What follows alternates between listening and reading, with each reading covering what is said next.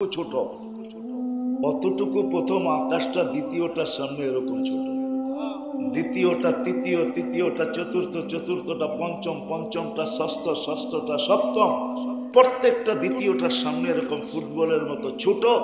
গ্রাউন্ডের তুলনায় আল্লাহ বলে বাধ্য করছি।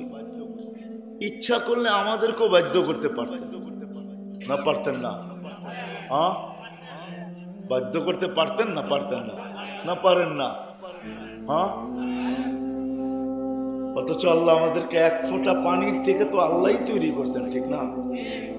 যদি আমি ভাবি, আজকে হয়তো আমি আমার পজিশন নিয়ে ভাবতেছি, আমরা সবাই কিন্তু নিজের পজিশন নিয়ে ভাবি, বর্তমান পজিশন নিয়ে ভাবি। রাগ হয় না, আমি বুঝানোর জন্য বলতেছি। আমরা যে যতটুকু পজিশন রাখি বর্তমান পজিশন নিয়ে ভাবি। আমি চলেন এটা বুঝানোর একটা কাহিনী শোনাই কিতাব থেকে। ইসলাম জগতে বিরাট বড় এক বাদশাহ ছিলেন, ইয়াজিদ বিন মুহাল্লাব। মালিক ইবনে দিনার রহমতুল্লাহ আলাইহির জামানায় ছিলেন, বড় প্রতাপশালী বাদশাহ ছিলেন। উনি একদিন বাহির হইতেছিলেন বাড়ির থেকে, আর বাদশারা যেইভাবে বাহির হয় ওইভাবেই বাহির হইতেছিলেন। আমাদের প্রধানমন্ত্রী তো স্বাভাবিক মানুষের মতো বাহির হয় না, যেরকম দুনিয়ার সিস্টেম ওই সিস্টেমই ওনাকে চলতে হয়। উনি ওই সিস্টেমই বাহির হইতেছিলেন। তো দূর থেকে এক উঁচু জায়গার থেকে মালিক ইবনে দিনার রহমতুল্লাহ আলাইহি দেখতেছিলেন। তো চোখে চোখ যখন পড়ছে, তো মালিক ইবনে দিনার রহমতুল্লাহ আলাইহি একটু বেঁকা চোখে দেখছেন। তো বাদশার এই দেখা ভালো লাগে না, তো উনি ডাইকা পাঠাইছেন, এদিকে আসো। তো যখন আসছেন, তো ইয়াজিদ বিন মুহাল্লাব বলতেছিল, তুমি আমার রাজত্বে থাকো, তুমি আমাকে চিনো না? তো আল্লাহওয়ালারা তো আল্লাহওয়ালাই হয়, ঠিক না? হ্যাঁ, আর মালিক ইবনে দিনারের জীবনী যে জানে সে না চিনে মালিক ইবনে দিনারকে, ঠিক না? আমরা তো চিনিও না, কেননা আল্লাহওয়ালারা আল্লাহওয়ালাই হয়। ওনারা হইলেন পরিচয়হীন বাদশাহ, ওনাদের কোনো পরিচয় থাকে না। অথবা আপনি বলতে পারেন ইউনিফর্মহীন বাদশাহ, কোনো ইউনিফর্ম নেই, অথবা আইডি কার্ড নাই। আছে না, কখনো ছদ্মবেশেও লোক থাকে, প্রশাসনিক লোক থাকে, সময় মতো আইডিটা বাহির করে দেখায় দেয়, ঠিক না? চিনেন? কিন্তু আল্লাহওয়ালারা এই ধরনের হয় না, না ওনাদের কাছে কোনো আইডি থাকে, না ওনাদের কাছে কোনো ইউনিফর্ম থাকে। চলেন এইটা বুঝানোর আগে আরেকটা বুঝাই, দেখি কথা বুঝে আসে কিনা আমি যেখানে নিয়ে যেতে চাইতেছি। ভিক্ষুক রাস্তা দিয়ে যাইতেছিল। জমিদারি প্রথা আমাদের দেশেও ছিল, এখনো আপনাদের বাওয়ালের জমিদারি নিয়ে কেস এখনো বাংলাদেশের হাইকোর্ট সুপ্রিম কোর্টে আছে না? নাই? বাওয়াল তো বেশি দূরে না, আপনাদের শ্রীপুরের কাছাকাছি তো, ঠিক না? গাজীপুরের অন্তর্ভুক্তই তো। আরে মনে হয় চিনেনই না আপনারা, বুঝি চিনেন? বাংলাদেশের জমিদারি প্রথা ছিল। তো জমিদারের পুত্রবধূ আসতেছে আর ভিক্ষুক যাইতেছে। তো যখন ক্রসিং হইতেছিল দুইজনের, বর্ষাকাল ছিল। আমাদের বর্তমান প্রজন্ম যারা আমরা আছি, আমরা ওই খরম দেখি নাই। এখন না একশো এক জুতা, জুতার দামও বলে 10 লাখ টাকা। এখন মাথায় দেয় না পায়ে দেয় এটা তো আমি জানি না, কিন্তু জুতার কথা শুনে মনে হয় এটা পায়েই দেয়, কারণ এটা তো আর মাথায় দেওয়া যায় না। কিন্তু আগে যারা বুড়া আছে এরা বলতে পারবে খরম ছিল, ঠিক না? যখন রাস্তা দিয়া চলতো বর্ষাকালে, তো পিছন দিয়া প্রিন্ট হইতে থাকতো, প্রিন্ট। তো ভিক্ষুক যাইতেছিল, জমিদারের পুত্রবধূ আসতেছিল। ক্রসিং এর সময় বর্ষার কাদার কারণে ভিক্ষুকের কাদা জমিদারের পুত্রবধূর গায়ে লেগে গেছে। এখন এটা সয় তো সয় কি করে? এক তো ভিক্ষুকের কাদা, আবার জমিদারের পুত্রবধূর গায়ে, এটা তো সহনীয় ব্যাপার না, ঠিক না? সে চিল্লায় স্বামীকে ডেকে নিয়ে আসছে।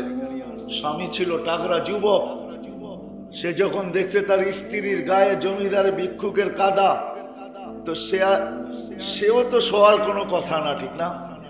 সয় তো সয় কি করে, ঠিক না? জমিদার, আগে তো জমিদাররাই এলাকার রাজা ছিলেন। প্রজারা তাদেরকেই কর দিতে হইতো। কাছারি ঘর ছিল, বৎসরে একবার দিয়ে আসতে হইতো।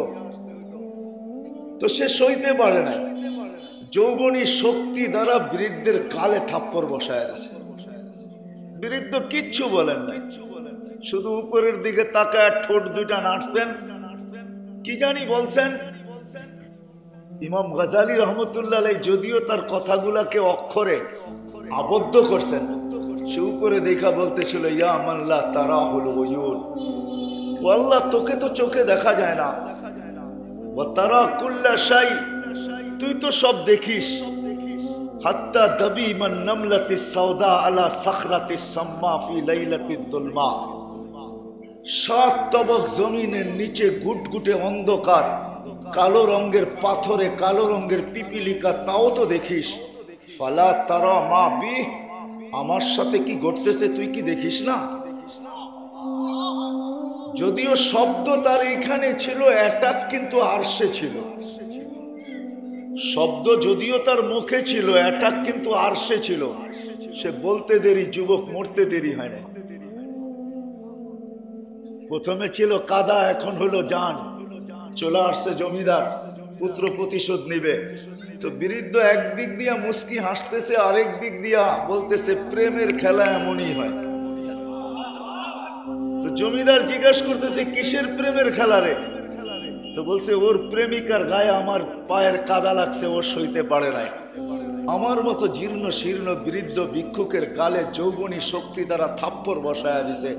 আমাকেও একজন ভালোবাসে, আমাকে যে ভালোবাসে সেও সইতে পারে না। ও তো থাপ্পড় বসায়া দিছে, উনি তো জানেই নিয়ে নিছে। এই জন্য আল্লাহ ওয়ালাদের না আইডি থাকে না ইউনিফর্ম থাকে। আল্লাহ ওয়ালা তো আল্লাহ ওয়ালাই হয়। তো মালিক ইবনে দিনার যখন দেখছে, তো বাদশাহ ডাকছে, এদিকে চিনিস না আমাকে? তো জবাব দিতেছে, তোমার চেয়ে আমি তোমাকে ভালো চিনি। তো বাদশাহ বলে, এটা কি করে হয়? আমি আমি, তুমি তুমি, আমার চেয়ে তুমি তোমাকে ভালো চিনো মানি? তো মালিক ইবনে দিনার জবাব দিতেছেন, আমা কানা আউয়ালুকা নুতফা, আমি চলে গেছি, ওইখান থেকে বাহির হয়ে গেছি। আমাদের বর্তমান একটা পজিশন আছে, প্রত্যেকে এখানে যারা আমরা উপস্থিত আছি, নারী পুরুষ নির্বিশেষে আমাদের বর্তমান একটা অবস্থান আছে, বর্তমান একটা পজিশন আছে, যেটা নিয়েই আমরা সারাদিন ভাবি, যেটা নিয়েই আমরা চলি, যেটা নিয়েই আমরা বাপ দেখাই। একটা নিকৃষ্ট পানির ফোঁটা ছিলি না। ফামান জাআলাকা দামা, তোকে রক্তে রূপান্তরিত করলো তো করলো কে? আসেন, দুনিয়া টেকনোলজিতে উন্নতি হয়েছে আমি মানি, কিন্তু আজ পর্যন্ত মনে হয় এরকম কোনো মেশিন আসে নাই যে পানির ফোঁটাকে রক্ত বানায় দেখায় দিন। আপনি ভাববেন, বলবেন দুনিয়া আবিষ্কার করছে বটে, মিনারেল পানি আসে, কিন্তু এটা পানির থেকেই মিনারেল হয়। আপনি বলবেন হাইড্রোজেন আর অক্সিজেন বানাইলে পানি হয়, আপনার বিদ্যা আমি মেনে নিব, কিন্তু হাইড্রোজেন আর অক্সিজেন মিলানো পানি আপনি খায়া দেখেন, 1 মাস পরে কোনো হাসপাতাল আপনাকে আর গ্রহণ করবে না, বলবে তোমাকে আর টিকার কোনো অধিকার নাই, তুমি আর টিকবে না। যদিও বিজ্ঞান বলে হাইড্রোজেন আর অক্সিজেন মিলাইলে পানি হয়, ওই পানি ভিন্ন পানি। ওমিনাস সামাই মা আনজালনা ওয়া আনজালনা মিনাস সামাই মাআন তুহুরা লিনুহইয়া বিহি বালদাতান মাইতা। পানি জমিনের নিচের থেকে আর আকাশের উপর থেকে যে পানি আল্লাহ বর্ষণ করেন, ওটা ভিন্ন পানি। হাইড্রোজেন আর অক্সিজেনের পানি ভিন্ন পানি। কি বলেন আপনাদের শিক্ষা কি বলে? হাইড্রোজেন অক্সিজেন মিলায়া খাইলে হবে না, বাঁচবে না কেন? আপনাদের বিজ্ঞান তো বলে দুটা মিলাইলে পানি হয়ে যাবে, তরল হবে, পানির মতো হবে, কিন্তু ওই পানি হবে না যে আল্লাহ পাক। এই জন্য কোনো মেশিন আবিষ্কার হয় না। আল্লাহ বলে আমা কুনতা মা আম্মাহিনা, তুই কি নিকৃষ্ট পানির ফোঁটা ছিলি না? ফামান জাআলাকা দামা, তোকে রক্ত বানাইলো তো বানাইলো কে? ওমান জাআলাকা মুদগা, তোকে রক্তপিণ্ড করলো তো করলো কে? ওমান জাআলাকা ইযামা, তোর কঙ্কালটা তৈরি করলো তো করলো কে? ওমান কাসা আলাইহি লাহমা, এর উপরে গোশতের আবরণ নিখুঁতভাবে চড়াইলো তো চড়াইলো কে? বল বল, কে চড়াইলো? আজকে তুই বিমুখ হলি তো হলি কি করা? আমি তো চড়াইয়া দিছি। কে চড়াইছে? আল্লাহ। তারপরে প্রশ্ন করে আমা কুনতা সাগীরা ফামান কাব্বারাক, তুই কি ছোট ছিলি না? মার পেটের থেকে আসছি যখন কতটুকু ছিলাম, তুই কি ছোট ছিলি না? ফামান কাব্বারাক, তোকে বড় করলো তো করলো কে? আমা কুনতা দাঈফা, তুই কি দুর্বল ছিলি না? মার পেটের থেকে যখন আসছিলি তো তোর মতো দুর্বল কেউ ছিল না। সবার হাতে বাচ্চাকে দেওয়া হয় না। নানা যতই ভালোবাসুক না কেন, দাদা যতই আদর করুক না কেন, যদি দাদা বয়স্ক হয় আর হাত দুটা যদি কাঁপতে থাকে তো কেউ কোনোদিন জন্ম নেওয়া নাতিকে কোনোদিন তার হাতে উঠাইয়া দেয় না। বলবে তোমার হাত কাঁপে, বাচ্চা বড় ছোট, সতর্কতার সাথে উঠাইতে হয়। তুমি উঠাইতে পারবে না, তুমি দূরের থেকে দেখো, নাইলে তুমি বসো, তোমার কোলে আমরা রেখা দিব, কিন্তু তুমি হাত দিয়া উঠাও না, কারণ এটা পড়া যাবে, ছোট্ট তো। আল্লাহ বলে তুমি আজকে তোমার পজিশন নিয়ে তুমি ভাবো, তুমি তো একদিন এতটুকু ছোট ছিলা না? ছিলাম না? কি বলেন? আপনারা রাজধানীর কাছে থাকেন বিদায় এমন তো না যে আমরা কমপ্লিট হয়ে চলে আসি। কি বলেন? হ্যাঁ, নইলে শ্রীপুরের মানুষ হিসাবে নামের শুরুতেই শ্রী, ঠিক না? যে সমস্ত শ্রী নিয়েই আমরা চলে আসি, ঠিক না? কি বলেন? আল্লাহ বলে তুমি কি ছোট ছিলা না? তোমাকে কে বড় করলো? আমা কুনতা জাহিলা, তুমি কি অজ্ঞ ছিলা না? ফামান আল্লামাক, তোকে শিক্ষা দিল তো দিল করে। আমি আমাকেও বলতেছি, সবাইকেই বলতেছি, আমি আজকের পজিশন নিয়ে ভাবি আমি এটা সেটা অমুক সমুক তমুক, কিন্তু আমি ওই দিনের পজিশন নিয়ে ভাবি না যেদিন আমি এক ফোঁটা পানি দিলাম। ওই দিনের পজিশন নিয়ে ভাবি না যেই দিন আমি বড় ছোট ছিলাম। ওই দিনের পজিশন নিয়ে ভাবি না যেই দিন আমি বড় দুর্বল ছিলাম। ওই দিনের পজিশন নিয়ে ভাবি না যেই দিন আমি বড় অজ্ঞ ছিলাম। আল্লাহ বলে শুধু এইখানেই শেষ না, ওই দিনের পজিশন নিয়ে ভাবি না, যেটার ব্যাপারে আল্লাহ নিজেই বলতেছেন কুলতা মিসকিনা, তোর মতো অসহায় নিঃস্বয় কেউ ছিল না।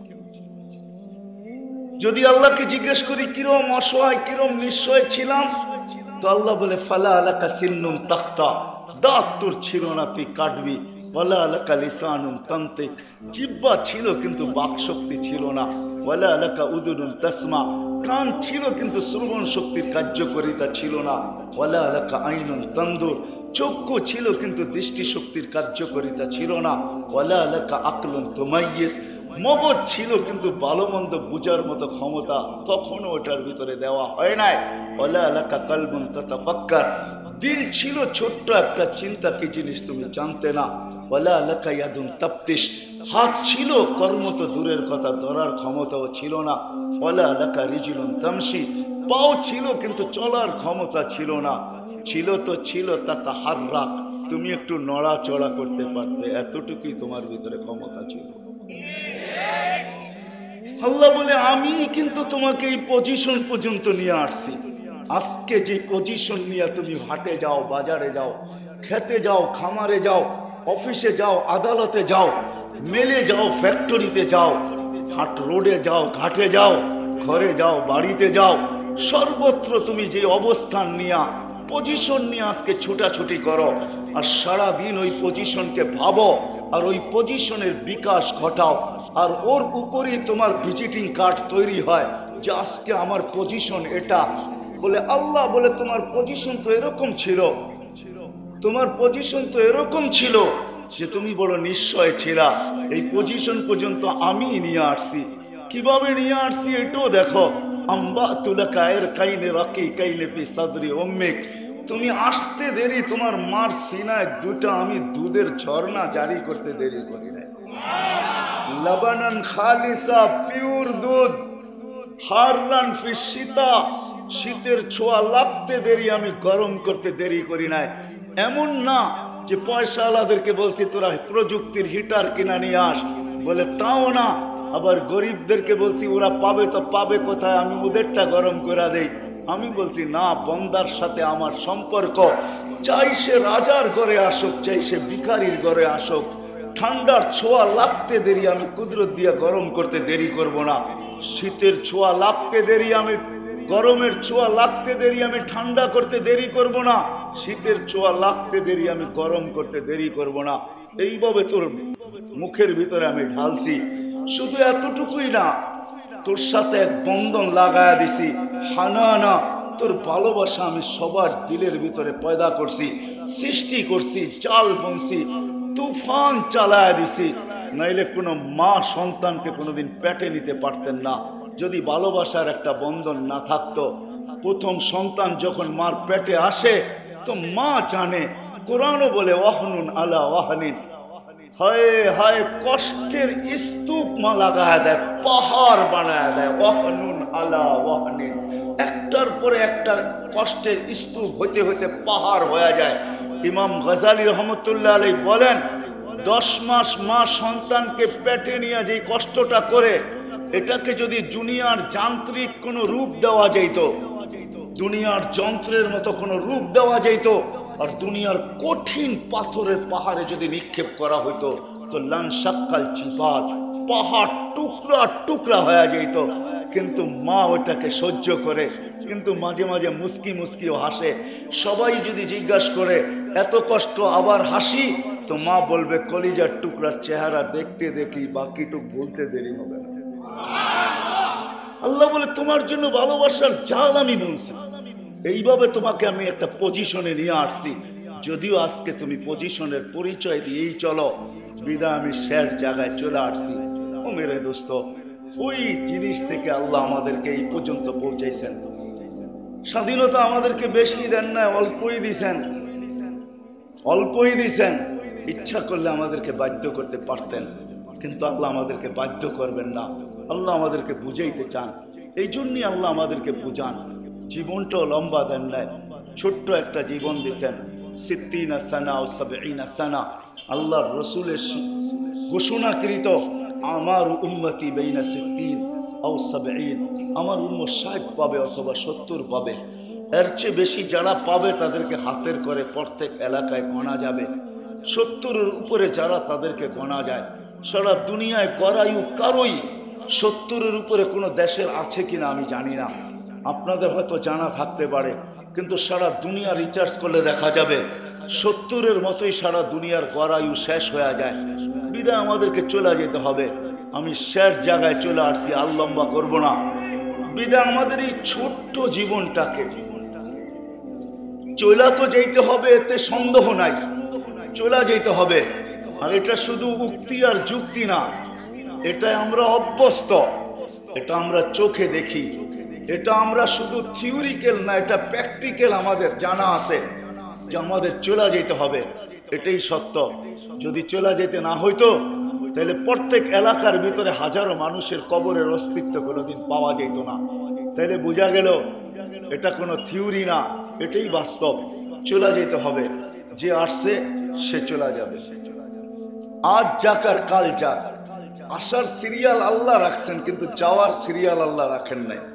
কেননা আল্লাহ এটাও আমাদেরকে জানায়া দিছেন। ফেরেশতারা যখন প্রশ্ন করছিলেন আল্লাহুম্মা লাম ইয়াইশ ফিদ দুনিয়া, কোনো একটা বিষয়ে ফেরেশতারা যখন উক্তি করছেন যে আল্লাহ এত কেন বানাইছেন, কেন এত বানাইছেন, দুনিয়ায় জায়গা নিবে না, আল্লাহ বলছে জাআলতু লাহুমুল মাউতা, জায়গার অভাব হবে না, আসবে আর যাবে, জায়গার অভাব হবে না। আসলে এটাই সত্য, এটাই সত্য, আসে আর যাবে, জায়গার অভাব হবে না।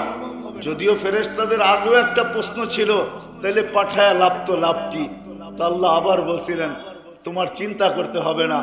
ফেরেশতাদের উক্তি ছিল লাম ইয়াইশ ফিদ দুনিয়া, যদি চলেই যাবে তাহলে তো দুনিয়ায় মজা পাবে না। তো আল্লাহ জবাবে বলছিলেন জাআলতু লাহুমুল আমালা, প্রত্যেক ব্যক্তিকে আমি আশা দিয়া ভরা দিছি, দিল আশা দিয়া ভরা, আশার উপরে বাঁধবে বাসা, তোমাদের চিন্তা করতে হবে না। বাস্তবিক সত্য এটাই। ভেন্টিলেটারও যারা আছে যদি হুঁশ থাকে জিজ্ঞাসা করেন তো বলবে অনেক আশা এখনো বুকে আছে। কেননা আমরা আশা নিয়েই বেঁচে থাকি। বিদায় যে আসছে তাকে চলে যেতে হবে, এখানে থাকার সুযোগ কারো নেই। কিন্তু নারী হই, পুরুষ হই, যুবক হই, বৃদ্ধ হই, এই ছোট্ট জীবনটাকে গ্রহণযোগ্যতা পর্যন্ত পৌঁছাইতে হবে। কার কাছে? দুনিয়াতে না। দুনিয়ায় তো গ্রহণযোগ্যতার অনেক রাস্তা আছে, হাজারো রাস্তা, অগণিত রাস্তা। দুনিয়াওয়ালাদের কাছে ছোট্ট জীবনটাকে গ্রহণযোগ্যতা পর্যন্ত পৌঁছানোর জন্য অনেক হাজারো রাস্তা রয়ে গেছে। কিন্তু ওই মালিক যিনি আমাকে নিয়ে আসছেন, আপনাকে নিয়ে আসছেন, আবার জিনার কাছে আমাদেরকে চিরদিনের জন্য চলে যেতে হবে। যেইখানের জীবনের শুরু আছে শেষ নাই। যদি একটা উপমা দিলে যদি বুঝে আসে, ইমাম গজালির মতো দার্শনিক বুঝাইতে চাইছেন, লাউ মুলিয়াতিদ দুনিয়া বিহাব্বাতি খারদাল, সমগ্র জগৎটা যদি সরিষার দানা দিয়া ভরা দাও, সুম্মা ইউআইয়িন আলাইহি তায়ের, একটা পাখি যদি নির্ধারণ করো, ইয়াতি সানা বাদা সানা, সে 1 বৎসর অন্তর অন্তর আসবে। তার ঠোঁটে যদি তোমাদের টেকনোলজি ফিট হয় যে একটা করে সরিষার দানা উঠাবে, তো সায়াতি আলা তাইরি জামান, পাখির উপর একটা দিন আসবে, তান্তাহি হাউলাইল হাব্বাত, এই সরিষার দানাগুলা নিঃশেষ হবে, কিন্তু আখিরাতের জীবন কোনোদিন শেষ হবে না। বিদায় গ্রহণযোগ্যতা আল্লাহর কাছে, দুনিয়ার মানুষের কাছে না। মানুষের কাছে গ্রহণযোগ্যতা পাওয়ার জন্য হাজারো পন্থা রাস্তা আছে, এটা আমার আলোচনার বিষয় না। আমার আলোচনার বিষয় হলো আমাদের সবাইকে চলে যেতে হবে। নিয়ে আসছেন আল্লাহ, কিন্তু আল্লাহর কাছে গ্রহণযোগ্যতা পর্যন্ত নিজেকে পৌঁছাইতে হবে। অথবা অন্য শব্দে বলতে পারেন, আল্লাহর কাছে পরিচিত হইতে হবে, আল্লাহর কাছে পরিচিতিওয়ালা হইতে হবে, আল্লাহর রসুলের কাছে পরিচিতওয়ালা হইতে হবে। আমি প্রথমে আল্লাহর কাছেই বলি, আল্লাহর কাছে পরিচিতওয়ালা হইতে হবে, আল্লাহর কাছে পরিচয়ওয়ালা হইতে হবে, পরিচিতিওয়ালা হইতে হবে, ইজ্জতওয়ালা হইতে হবে, সম্মানওয়ালা হইতে হবে। মেরে আজিজো, দুনিয়ার মানুষ হাজারো জিনিস দেখে, দেখতে দিন যাইতেছে, দেখার মাত্রাও বাড়তেছে। আগে মানুষ একটা জিনিসই দেখতো, আর ওই প্রবাদ বাক্যের উপরেই চলতো। মানুষ আগে বংশ দেখতো বিয়ে শাদিতে, এখন আদৌ বংশ মানুষ দেখে না।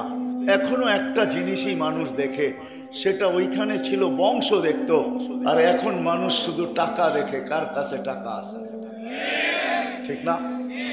চেঞ্জ হয়ে গেছে। মানুষ হাজারো জিনিস দেখে, ওগুলো আমি গণাইতে চাই না যে মানুষ দুনিয়ায় কত জিনিস দেখে। মানুষ দুনিয়া হাজারো জিনিস দেখে। আল্লাহ পরিচয় পরিচিতির জন্য কিচ্ছু দেখেন না, একটা জিনিসই দেখেন। দুনিয়ার কোনো কিচ্ছু দেখেন না, না পেশা দেখেন, না বংশ দেখেন, না বর্ণ দেখেন, না সোসাইটি দেখেন, না যোগ্যতা দেখেন, না টাকা দেখেন, না পয়সা দেখেন, না রূপ দেখেন, না গুণ দেখেন, কিচ্ছু আল্লাহ দেখে না। যদি এরকমই হইতো, আল্লাহ যদি বংশ দেখতেন। দুনিয়ার ইতিহাসে একজন ব্যক্তি আছে, দুনিয়া একটা মানুষের ভিতরে যা কিছু চায় সব কিছু দুনিয়ার একটা ব্যক্তির ভিতরে একত্রিত পাওয়া যায়। যেমন আল্লাহর রসুলের কোনো দ্বিতীয় নাই, সানি নাই।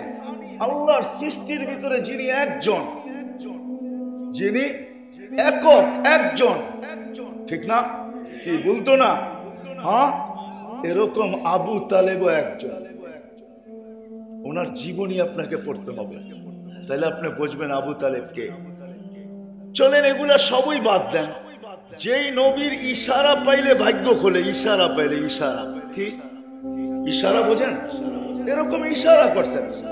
বলে আমাদেরকে জিজ্ঞাসা করেন হাদিসে দাব, আল্লাহর রসুল গুইসাবের দিকে ইশারা করছেন, আইয়ুহাদ দাব, বলতে দেরি, সে জীবিত হইয়া মাথা উঁচা করে আরবি ভাষায় চিৎকার দিতে দেরি করে নাই। তার চিৎকারটা কি ছিল? লব্বাইক ওয়া সাদাইক ইয়া যাইনা ওয়াফা ইয়াউমিল কিয়ামা। ও দুজাহানের বাদশা, আপনার ইশারা হইতে দেরি, আমার ভাগ্য খুলতে দেরি হয় নাই। আমার ভাগ্য খুলে গেছে, যার ইশারা পাইলে ভাগ্য খোলে।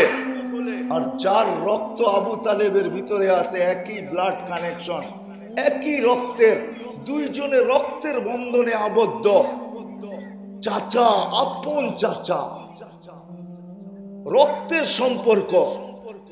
যদি ইশারায় ভাগ্য খোলে তো আবু তালেবের খুললো না, তো খুললো না কেন? বুঝান আমাকে। আল্লাহ বংশ দেখেন না। আবু তালেব হাশেমি, আবু তালেব কুরাইশি। হায় হায়, কেমনে আপনাদেরকে আমি বুঝাবো? আমি যদি এখন মক্কায় থাকতাম আর আপনারাও থাকতেন, তো আমি দেখাইতাম আবু তালেব কোথায় জন্ম নিয়েছে। আমি ওই জায়গা চিনি, আবু তালেবের ঘরটা কোথায় ছিল ওটাও আমি চিনি, সে মারা গেছে কোন জায়গায় ওটাও আমি চিনি। তিনোটা এখন মাতাফের ভিতরে চলে আসছে, তোয়াফের জায়গা প্রসারিত করার কারণে ওটার ভিতরে চলে আসছে। আমি আবু তালেবের কবরও চিনি, এখনো তার কবরটা কোথায় রাখা এটাও চিনি। ওই কবরটা যেই কবরস্থানে, ওটাকে ওলামারা জান্নাতুল মুআল্লা বলে। উপরের জান্নাত মক্কার কবরস্থান, উপরেরটা জান্নাতুল মুআল্লা, এটাকে উপরের জান্নাত বলে। ওইখানে তার কবরটা রাখা, কিন্তু আল্লাহর কাছে কোনো পরিচয় পরিচিতি নাই, কোনো পরিচয় নাই, পরিচিতি নাই। অথচ আরেকটা দেখেন, ফেরাউনের বাড়িতে কাজের বুয়া। ফেরাউনের বাড়ি, কার বাড়ি? সে বড় আল্লাহওয়ালা ছিল, ঠিক না? সাইকুল হাদিস ছিল, ঠিক না? মুহাদ্দিস মুফাসসির ছিল, ঠিক না? বড় কিছু গৌস কুতুব ছিল, ঠিক না? আরো কিছু বড় হবে। কি ছিল? শুধু কাফের না, এটা বললে ভুল হবে, সে কাফের ছিল। সে তো দাবি করছে আনা রব্বুকুমুল আলা, আমি শুধু তোমাদের খোদা না, খোদারও বাবা, গড ফাদার। আমি তোমাদের খোদার বাবা, গড ফাদার। আমি গডেরও বাবা, তোমাদের খোদারও বাবা, তার ঘরের কাজের বুয়া। আমি অ্যাড্রেস আপনাদেরকে দিতে পারি। ওলামারা বলবে আমার কাছে কিতাবই এলেম নাই, কিন্তু চোখের এলেম আছে। অ্যাড্রেস আপনাদেরকে দিতে পারি, এখনো যায় দেখা আসতে পারেন। ওই কবর থেকে এখনো সুগ্রাণ বাহির হয়, এখনো। 2500 বৎসর পরে আল্লাহ রসুল দেখছেন, তো বলছে কতদিন বাহির হবে? বলে ইলা ইয়াউমিল কিয়ামা, কিয়ামত পর্যন্ত বাহির হবে। আজকেও এখান থেকে সুগ্রাণ বাহির হয়। আপনাদেরকে আমি অ্যাড্রেস দিতে পারি। আমিও দেখা আসছি, আপনারাও দেখা আসেন, জানেন। আমি অ্যাড্রেস দিয়া দিব। দুনিয়ার সবচেয়ে যত দামি পারফিউম নেওয়া যান আপনি ওইখানে, আর ছড়ান। সমস্ত পারফিউম এক নিমিষে হাওয়া হয়ে যাবে ওই সুগ্রাণের কাছে। ওইটা যেদিন আপনার নাকে লাগবে, তারপরের থেকে দুনিয়ার কোনো পারফিউম আপনার নাক কোনোদিন আর গ্রহণ করবে না। সব পারফিউমকে একদিকে রাখবে, লাগাইতে গেলেই ওই পারফিউমের গ্রান আপনার নাকে বাড়ি খাইতে থাকবে। আপনি বলবেন দুনিয়ার কোনো পারফিউমই না, দুনিয়ার কোনো গ্রানই না। অথচ ফেরাউনের বাড়ির কাজের মহিলা, কেননা তার আল্লাহর কাছে পরিচয় পরিচিতি ছিল। যদিও তাকে বড় কোরবানি দিতে হয়েছে, ওইদিকে আমি যাইতে চাই না, সময়ও আমার হাতে নাই। সে বড় কোরবানি দিতে হয়েছে, কিন্তু আমাদেরকে ওই কোরবানি আল্লাহ নিবে বলে আমি আশা করি না। কেননা উম্মতে মুহাম্মদীর থেকে আল্লাহ ওই কোরবানিকে নিবেন না। তাকে যে কোরবানি দিতে হয়েছিল, হাতের থেকে চিরুনি পড়া গেছে, তো উঠাইতেছিল ইসমি রব্বিল আলামিন, সমগ্র জগতের রবের নামে উঠাইতেছি। ফেরাউনের মেয়ে যে পিছে দাঁড়ানো ছিল তার জানা ছিল না, তাও পালক মেয়ে, আপন মেয়ে না। সে দৌড়াই আয়সা বলছে আইয়ু রব্বিল সাম্মাইতি, কোন রবের নাম নিলি? আলাইসা আবুনা রব্বুনাল আলা, আমার বাপ কি বড় খোদা না? হায় হায় হায়, মেজের কাঠিতে যেরকম খোঁচা লাগলে আগুন ধরে, ইমানেও টোকা লাগলে এরকম দগদগ করতে থাকে, জ্বলতে থাকে। তো সে বলছে না না না, তোর আব্বা বড় খোদা না, তোর আব্বা তো 2 নম্বর। বলে তাইলে কোন খোদা, কোন রবের নাম নিলি? বলে আল্লাযী রব্বি রব্বাকি রব্বা আবাকি ওয়া রব্বাল আলামিন, আমার রব তোর রব, তোর বাপের রব, সমগ্র জগতের রব। শুনতে দেরি, মেয়ে ছুটে যেতে দেরি করে নাই। ফেরাউন বড় মজলিসের ভিতরে ছিল, মেয়ে চিৎকার দিয়ে জিজ্ঞাসা করছে আবি আলাস্তা রব্বুনাল আলা, তুই কি আমাদের বড় খোদা না? তো ফেরাউনও চিৎকার দিয়ে বলছে বালা, আমি বড় খোদা। তো মেয়ে জবাবে বলছে না না আব্বা, তুই নাকি বড় খোদা না। আখবারাতনি মাস্তা, আমার কাজের মহিলা আমাকে খবর দিছে আন্না লানা রব্বা, আমাদের নাকি একজন রব আছে। আল্লাযী রব্বাক, যে তোর রব, রব্বি আমার রব, রব্বা মাস্তা কাজের বুয়ার রব, রব্বাল আলামিন সমগ্র জগতের রব। ফেরাউন বলছে ডাকাতি তো আমার বাড়িতে ডাকাতি, ডাকো ওকে। ডাকছে, জিজ্ঞাসা করছে আইয়ু রব্বিন আখবারতি, কোন রবের খবর দিলি আমার মেয়েকে? তো বলছে আল্লাযী রব্বাক, যে তোর রব, রব্বি আমার রব, রব্বা বিনতাক তোর মেয়ের রব, রব্বাল আলামিন সমগ্র জগতের রব। তারপর বলছে এতটুক পরিচয় যদি তোর জন্য যথেষ্ট না হয়, তাহলে শোন কোন রবের নাম নিলাম। তা আল্লাহর 99 সিফত তার সামনে আল্লাহ সমগ্র সিফতকে তুলে ধরাছেন যে আল্লাহ শুধু আল্লাহ না, রব শুধু রব না, রব তো লা ইলাহা ইল্লাহু আর রহমানুর রহিমুল মালিকুল কুদ্দুসুস সালামুল মুমিনুল মুহাইমিনুল আজিজুল জব্বারুল মুতাকাব্বিরুল খালিকুল বারিউল মুসাব্বিরুল গফফারুল কাহ্হারুল ওয়াহাবুর রাসাকুল ফাত্তাহুল আলিমুল কাবিজুল বাসিতুল খাফিদুর রাফিউল মুইজ্জুল মুযিল্লুস সামিউল বাসিরুল হাকামুল আদলুল লতীফুল খবীরুল হালিমুল আযীমুল গফুরুশ শাকুরুল আলিকুল কবীরুল হাফিজুল মুকিতুল হাসিবুল জলিলুল الكريم الرقيب المجيب الواسع الحكيم الودود المجيد الباعث الشهيد الحق الوكيل القوي المتين الولي الحميد الموصي المبدي المعيد المحيي المميت الحي القيوم الواجد الماجد الواحد الأحد الصمد القادر المقتدر المقدم المؤخر الأول والآخر الظاهر والباطن الوالي المتوالي البر التواب المنتقم العفو الرؤوف مالك الملك ذا الجلال والإكرام المقسط والجامع والغني والمغني المانع الضار النافع النور الهادي البديع والباقي الوارث والرشيد الصبور فهو ربي وربك ইনি হলো তোর আর আমার রব। ফেরাউন বলছে আমাকে মানো না বলে প্রশ্নই ওঠে না, বলে আনো কড়াই ঢালো তেল চালো, আগুন টকবক করতেছিল, দুধের শিশু ছিল কোলে, মেয়ে শিশু ঢেলা দিছে তেলের ভিতরে, হাড্ডি আলাদা মাংস আলাদা, রূহ উপরে উঠতেছিল আর চিৎকার দিতেছিল উম্মি উম্মি লা তাখাফি, মা ভয় পাইস না, ওয়ালা তাহজানি আমার বিচ্ছেদে দুঃখিত হইস না, ওয়া ইন্নাকি আলাল হক তুই হকের উপরে আসিস, সানাজমাউ ফিল জান্নাতি ইনশাআল্লাহ, একটু পরেই মা জান্নাতে মিলন হবে, মিলন অপেক্ষা কর মা। বলছে আমাকে মানো না বলে প্রশ্নই ওঠে না। দ্বিতীয় মেয়ে ছিল 6-7 বছরের, তাকে তেলে ঢেলা দিছে, তার রূহ উঠতে ছিল আর চিৎকার দিয়া বলতেছিল উম্মি উম্মি উম্মি মা লা তাখাফি, ফেরাউন সামনে বিদায় ভয় পাইস না, ওয়ালা তাহজানি আমাদের বিচ্ছেদে দুঃখিত হইস না, ফা ইন্নাকি আলাল হক তুই হকের উপরে আসিস, সানাজমাউ ফিল জান্নাতি ইনশাআল্লাহ, মা একটু পরে জান্নাতে শুধু মিলন হবে না, সাথে সাথে মেলাও হবে, মেলা। মা তো মাই হয় ঠিক না। চোখের পানি, চোখের পাত ভাঙা গেছে, চোখের পানিতে বুক বাসতেছে, উপরে একটু পর পর তাকাইতেছে, নড়তেছে, হাত দুইটা মাঝে মাঝে উপরে উঠতেছে। ফেরাউন বলতেছে আমাকে মেনে নাও বলে প্রশ্নই ওঠে না। বলছে তাইলে উপরে হাত ওঠে কেন, চোখ দিয়া পানি জোরে কেন, ঠোঁটগুলা নড়ে কেন, উপরে তাকায় কি দেখো? বলে আল্লাহকে বলতেছি। এরকম ফেরাউন কোটি নারাজ হয়ে যায়, আমার কিছু আসে যায় না। তুই নারাজ হইস না, তুই নারাজ হইস না, তুই যদি নারাজ হয়ে যাস তো দুনিয়াও যাবে আখিরাতও যাবে। বলে তোমার পালা, বলে বিলকুল তৈয়ার, প্রস্তুত। বলে কোনো আশা? বলে যদি পুরা করিস একটা। বলে সেটা কি? বলে আমারও রূহ যখন বাহির হয়ে যাবে, আমারও রূহ যখন বাহির হয়ে যাবে, আমারও রূহ যখন বাহির হয়ে যাবে, দুই সন্তান আর আমার হাড্ডি মাংস এক কবরে দিয়া দিবি। বলছে তাই করা হয়েছে। 2500 বৎসর পরে ওই কবর থেকে সুগ্রাম। বাস্তবিক আল্লাহ কে কি পজিশনে আমরা যেটা নিয়ে বর্তমানে ভাবি, এটা আল্লাহ কিচ্ছু দেখেন না।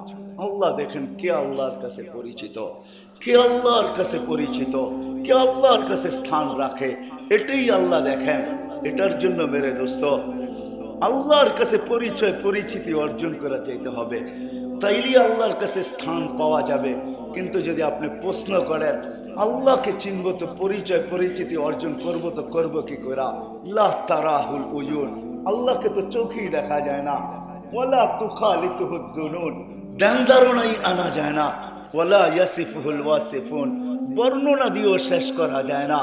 তাকে তার কাছে পরিচয় পরিচিতি অর্জন করব তো করব কি করে? এই জন্য আল্লাহ গফুর রহিম, আল্লাহর মতো রহিম কেউ নাই। সময় নাই, নাইলে আপনাদেরকে আমি খোলা দেখাইতাম। আল্লাহ মাঝে মাঝে নিজেই বলে ওমান আযমু মিন্নি জুহদাম ওয়া কারামা, আমার চেয়ে বড় দাতা কেউ নাই, আমার চেয়ে বড় দয়ালু কেউ নাই। এটা কোনো একটা প্রশ্নের উত্তরে আল্লাহ বলেন, আমি প্রশ্নটা বললাম না, চলেন শুনাই দেই। কেন জমিন প্রতিদিন বলে আলা কুল্লা ইয়াউমিন ওয়াল আরদু তাস্তাযিনু রাব্বা, জমিন প্রতিদিন বলে আল্লাহ আমাকে অনুমতি দে না। কি করবে?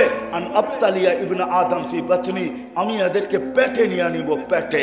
আল্লাহ বলে এত রাগান্বিত কেন? ইয়াসি লাইলাম ওয়া নাহারা, 24 ঘন্টা নাফরমানি করে, কার ঘরে নাই ডিশের লাইন না আছে, কার ঘরে নাই টেলিভিশন না আছে। আমাদের মোবাইল যুবক তোমাদের পায়ে হাত রেখা বলি, তোমাদের মেমোরিতে কি না আছে আমাকে বলো, তোমাদের নেটের ভিতরে কি না আছে আমাকে বলো, তোমরা সারা রাত্র কোথায় না ঘোরো আমাকে বলো।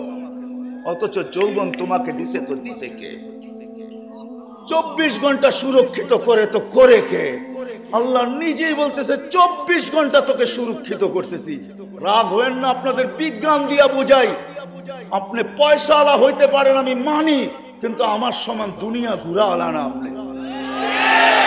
তাহাদিসে নিয়ামত বলতেছি, 99টা হয়ে গেছে, সেঞ্চুরি পুরা করতেছি না শুধু সদ ইচ্ছায়।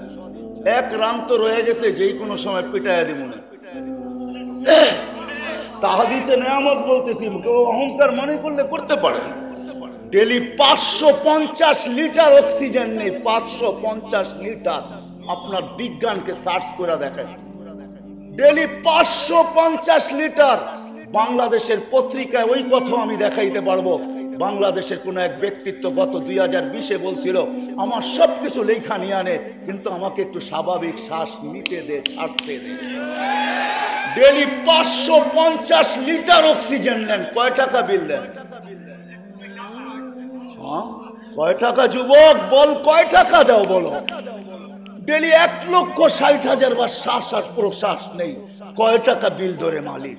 এই চক্ষু দিয়াতে কার দৃষ্টি শক্তি, কার বাক শক্তি, কার শ্রবণ শক্তি? জমিন বলে 24 ঘন্টা নাফরমানি করে, মালিক তোর নাফরমানি করে 24 ঘন্টা, আর আমি এটাকে উঠায় রাখতেছি। ইলা মাতা আসবির ওয়া আতাহাম্মাল, আমি কতদিন সহ্য করবো আর কতদিন এই বোঝা উঠায় রাখবো। ওয়ামশি আলা যাহরি মারহা, মাথা নিচু করে যদি চলতো তাও মাইনা নিতাম, তওবা যদি করতে থাকতো তাও মাইনা নিতাম। আমার বুকের উপরে চলে তো চলে, ঠিনা টান করে চলে, ফাটায়া চলে। আমি কতদিন সবুর করব? শুধু জমিন না, গত পরশু দিনই মনে হয়, এই রাত্রের আগের রাত্রি আসছিল ভূমিকম্প, ঠিক না? হ্যাঁ, এটা তো এই মাটির সাথে আল্লাহর এক ভালোবাসা, যার কারণে এই মাটি নড়ে চড়ে কোনো বিপর্যয় ঘটে নাই। স্বাধীনতার থেকে আজ পর্যন্ত শতবার ভূমিকম্প আসছে, আমাদের দেশে বিপর্যয় ঘটে নাই। আর আমার বিশ্বাস ইনশাল্লাহ ঘটবেও না, কেননা এই মাটির সাথে আল্লাহর এক সম্পর্ক আছে। ওই দিকে গেলে আমি হারায়া যাব, প্রমাণ আমি দিতে পারবো। এই মাটির সাথে আল্লাহর একটা আলাদা সম্পর্ক আছে, এই দেশের সাথে একটা আলাদা সম্পর্ক আছে, এই দেশের মানুষের সাথে আল্লাহর একটা আলাদা সম্পর্ক আছে, যেটা আমি খুলতে চাই না। যার কারণে এইখানে নড়বে চড়বে, আমার বিশ্বাস কোনোদিন পড়বে না। এটা এই দেশে বিপর্যয় ঘটবে না, ইনশাআল্লাহ ঘটবে না। এটা আমার বিশ্বাস, আমার দিল বলে ঘটবে না। আমি আপনাদের দিকে দেখলে বিশ্বাস করি যে বীর ঘটবে না।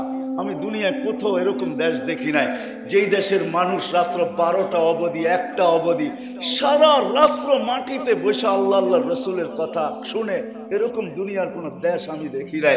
বিধায় আপনাদেরকে দেখলে আমার বিশ্বাস হয় এই দেশের মাটির সাথে আল্লাহ একটা সম্পর্ক আছে। এই দেশ নড়বে চড়বে পড়বে না। এই দেশে 10 নম্বর মহাবিপদ সংকেতের ফ্ল্যাগও উঠতে পারে, কিন্তু কোনো বিপর্যয় ইনশাআল্লাহ হবে না। গত 2 বছর আগেই 10 নম্বর মহাবিপদ সংকেতের ফ্ল্যাগও উঠছে, কিন্তু এই দেশে কোনো বিপর্যয়, কয়েকটা কলা গাছ পড়ছে আর কি, ঠিক না? এতটুকুই হবে, কোনো বিপর্যয় হবে না। বিদায় জমিনও প্রতিদিন বলে আমাকে অনুমতি দেন না, কিন্তু আল্লাহ বলে আমার চেয়ে দয়ালু তো কেউ নাই, অনুমতি দেই তো দেই কি করে। এই জন্য আল্লাহ দয়ার সাগর হিসাবে, যদিও আল্লাহ বলে আমার কাছে পরিচয় পরিচিতি অর্জন করো, কিন্তু আমি প্রশ্ন তুলে দিছি, মালিক করব তো করব কি করে? তোকে তো চোখেই দেখা যায় না, তোকে বর্ণনা দিয়ে শেষ করা যায় না, তোকে ধ্যান ধারণায় আনা যায় না। তো আল্লাহ সহজ করছেন, ঠিক আছে আমি মাইনা নিলাম, আমার কাছে পরিচয় পরিচিতি অর্জন করতে চাও তো আমার বন্ধুর গোলাম হয়ে যাও, বাস। মান আতা আর রাসূল ফাকাদ আতা আল্লাহ। আমার বন্ধুর গোলাম হয়ে যাও। আমার বন্ধু তো তোমাদের ভিতর থেকে আমি পাঠাইছি, মুহাম্মদুর রাসূলুল্লাহর গোলাম হয়ে যাও। মুহাম্মদুর রাসূলুল্লাহর গোলাম যদি হয়ে যাইতে পারো তাইলে আমার কাছে পরিচয় পরিচিতি পাওয়া যাবে। এটি আল্লাহ কোরআনে ঘোষণা দিয়েছেন, মান আতা আর রাসূল ফাকাদ আতা আল্লাহ। এটি আল্লাহ ঘোষণা দিয়েছেন, আইন তুতিউহু তাহতাদু। যদি আমার বন্ধুর গোলাম হয়ে যাও তো আমি পরিচয় পরিচিতির মালা, যেটাকে হেদায়েত বলে, ওটা তোমার গলায় পড়ায়। বিদায় আসেন, কথা শেষ। আল্লাহর রাসূলের গোলাম হয়ে যায়। আমি যুবকদেরকেও বলবো, মা বোনদেরকেও বলবো, আপনাদেরকেও বলবো, আসেন আল্লাহর রাসূলের গোলাম হই। কি রাজি? ওয়াদা? হ্যাঁ, নামান নামান নামান। গোলামির সবচেয়ে বড় নিদর্শন কি জানেন? সবচেয়ে বড় নিদর্শন গোলামি, সবচেয়ে বড় নিদর্শন হলো আল্লাহর রাসূল আসতে দেরি, সেজদা করতে দেরি করেন নাই। শুধু মার পেটের থেকে চাদরে রাখতে দেরি, লম্বা সেজদা করতে দেরি করেন নাই। আম্মাজান বলছে, তুই কি বলছিস? মা কুলতা, তুমি যেন কি বলছো আমি বলতে পারি না। তুমি কি বলছো সেজদার ভিতরে? আল্লাহ রাসূল সেজদা দেন নাই, আমাদেরকে মেসেজ দিছেন।